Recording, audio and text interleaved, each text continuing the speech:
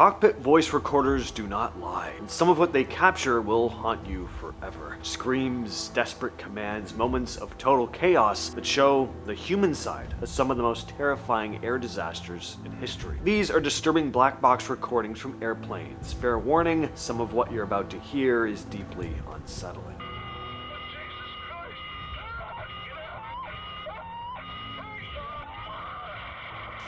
That was the final cockpit recording from Western Airlines Flight 2605, nicknamed the Night Owl. This plane was flying into Mexico City on Halloween morning in 1979. It was just before sunrise, the airport was covered in thick fog, and the crew had lined up with the wrong runway. The trouble was that the runway they were following had better landing guidance, but it had been closed for repairs. Controllers told them several times to land on the other one, but because of the fog and the confusing instructions, the pilots kept coming in on the closed strip. Right before touching down, the captain suddenly realized it.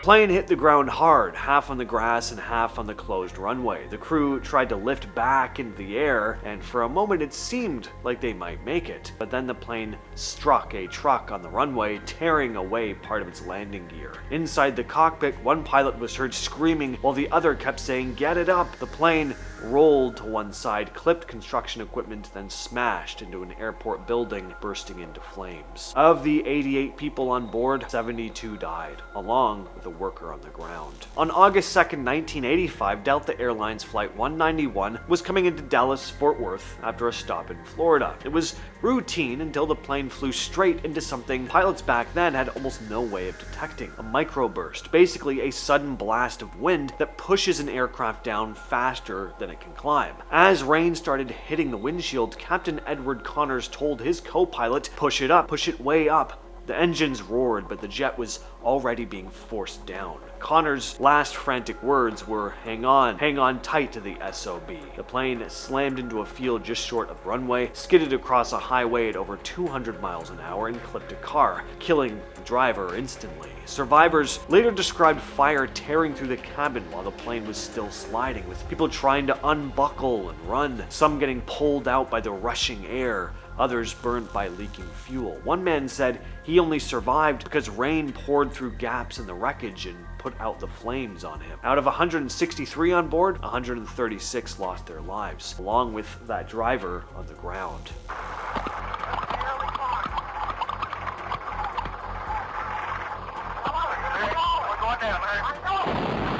On January 13, 1982, Air Florida Flight 90 tried to take off from Washington National Airport during a snowstorm. The Boeing 737 never made it far. It barely lifted off the runway before stalling and slamming into the 14th Street Bridge, crushing cars and traffic and plunging into the icy river. The cockpit recordings show how bad things were even before takeoff. Ice covered the wings, the anti-ice systems were never turned on, and the engines weren't producing enough power, even though the gauges said otherwise. The first officer noticed it, saying, "That doesn't look right."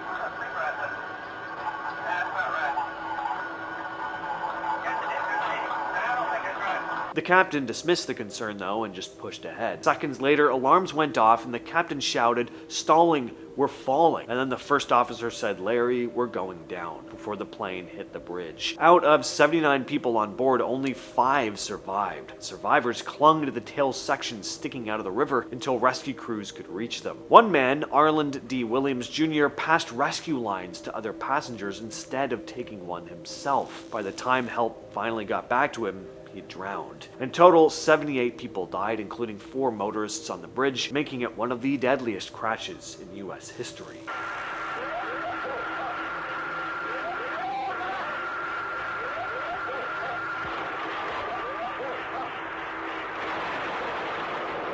The last words of the pilot, "It's the end."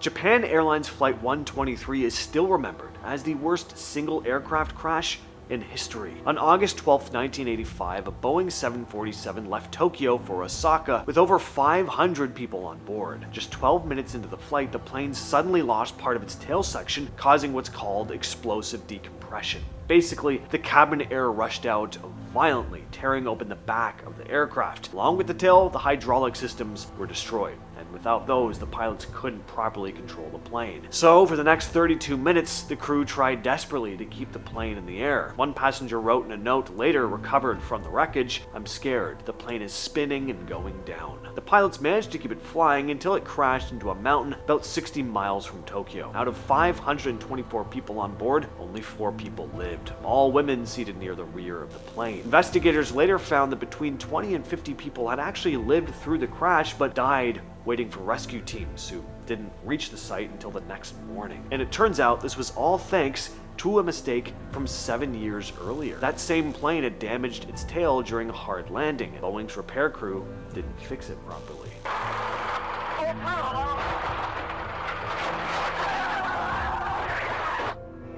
Delta Flight 1141 was supposed to be a routine trip from Dallas to Salt Lake City on August 31st, 1988, but it barely made it off the runway. The plane, a Boeing 727, lifted off the ground and almost immediately started rolling side to side. The right wing dipped, scraped the runway, and just seconds later the aircraft smashed into an antenna and burst into flames. All 14 people lost their lives and dozens more were badly injured. The whole flight lasted only 22 seconds from takeoff to impact. Investigators quickly figured out why it happened. The pilots had forgotten to set the flaps and slats, which are panels on the wings that give the plane extra lift during takeoff. Without them, the aircraft struggled to stay in the air. Now, normally a warning system is supposed to alert the crew if they try to take off like that, but in this case, the system just didn't go off, so there was no last second warning. And the cockpit voice recorder also revealed something else. Instead of focusing on the takeoff, the crew had just been casually chatting, even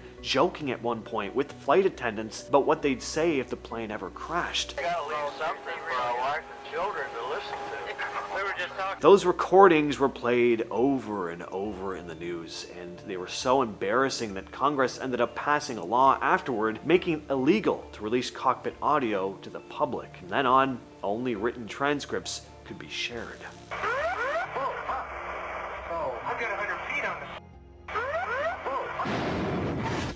The Flying Tiger was a FedEx Cargo 747 flying from Singapore to Hong Kong with a stop in Kuala Lumpur. February 19th, during the approach into Kuala Lumpur, the plane ended up slamming into a hillside just a few miles from the airport. All 4 people on board, 2 pilots, the flight engineer, and a mechanic, were killed. The plane had been operating fine. This was not a case of an engine failure or a storm, it was just human error. First of all, the pilots weren't even sure which spot they were being cleared for. The pilots were trying to land using a system that tells them where to go with radio signals, but the air traffic controllers in Kuala Lumpur made it confusing. They kept saying KL, but that could mean several different points on the ground or even the airport itself. Then air traffic control told them to descend to 2400, that's 2,400 feet. The captain, who wasn't even the one flying at the time, read it back as 400, 400 feet. That's basically skimming the trees. Instead of catching it, the crew just went with it. Their warning systems were blaring,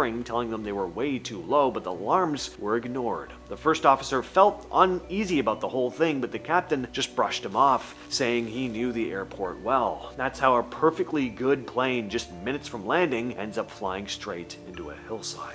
One of the most disturbing black box cases happened in 2020, when barely any flights were in the air. Pakistan International Airlines Flight 8303 was coming into Karachi, and after a failed first landing attempt, both engines went out. 99 people were on board and 97 of them died. Somehow, 2 people had managed to survive when the plane came down in a crowded residential neighborhood. In the cockpit recordings, you can hear the pilot is staying pretty calm, but clearly he's aware things were spiraling. In his final words to air traffic control, he says, "We're returning back, sir. We have lost 2 engines." And just moments later, he says, "Sir, mayday, mayday, mayday." Pakistan 8303. That was the last anyone heard from him. One of the survivors, Mohammed Zubair, later told reporters that even inside the cabin, people knew something was not right. He remembered the captain coming over the intercom and warning passengers they were having engine problems and that the landing was going to be rough. Seconds later, the plane slammed into the city below.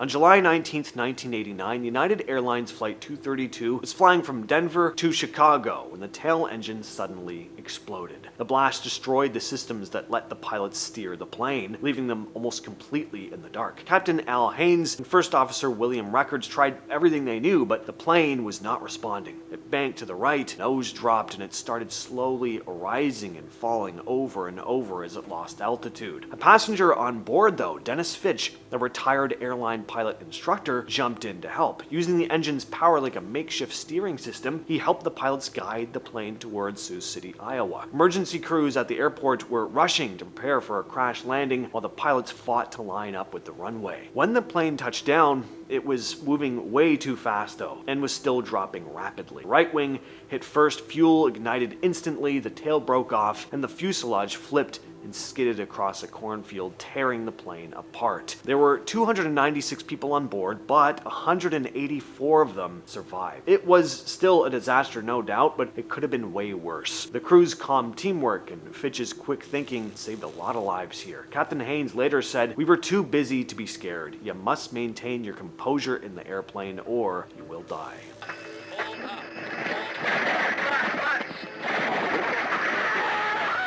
On April 10, 2010, a Polish plane carrying 96 people crashed near Smolensk, Russia. On board were some very important people. Poland's president, for one, Lech Kaczynski, and his wife, Maria. There were also top military leaders, government officials, and relatives of the Kitian massacre victims. They were flying from Warsaw to attend the 70th anniversary of that massacre. The plane was trying to land at Smolensk North Airport, a former military base, but there was some very thick fog. It got too low, hit trees, rolled over, flipped upside down, and crashed into the woods just short of the runway. There were no survivors. Investigators from both Poland and Russia found nothing wrong with the plane though. The crash came down to the crew not handling the approach safely in bad weather. Polish Air Force unit involved was criticized for poor training and the organization was disbanded. And a bunch of top officers also resigned. Being that there were some very big names on that plane though, conspiracy theories started almost immediately. Russia deliberately brought the plane down. Investigations covered it up. There were probably Polish politicians involved, that sort of thing. Never surprising in a situation like this. At the end of the day, who knows? But there's never been any solid proof brought forward. For years, nobody knew what caused Air France Flight 447 to crash, until the cockpit recordings were recovered. The plane took off from Rio de Janeiro in June of 2009, headed for Paris, and somewhere over the Atlantic, it just vanished. All 228 people on board were killed, making it the deadliest crash in Air France's history. When investigators finally recovered the black box from the ocean, what they heard was chaos in the cockpit. The captain, Marc Dubois, had stepped out for a rest, leaving a younger co-pilot, Pierre-Cedric Bonin, at the controls. At the exact worst time, though, the sensors that measure airspeed and altitude started giving faulty readings, which triggered a chain reaction of warnings. Bonin struggled to control the jet. By the time Dubois rushed back, the plane was already in a stall. First Officer David Roberts shouted, "F, we're going to crash. What's happening?" And in the background, alarms were just blaring. Dubois's final words were 10 degrees pitch, and just 2 seconds later, the plane hit the ocean, killing everyone on board. All that said, I've been your host James, and I will catch you, yes you specifically, in the next video.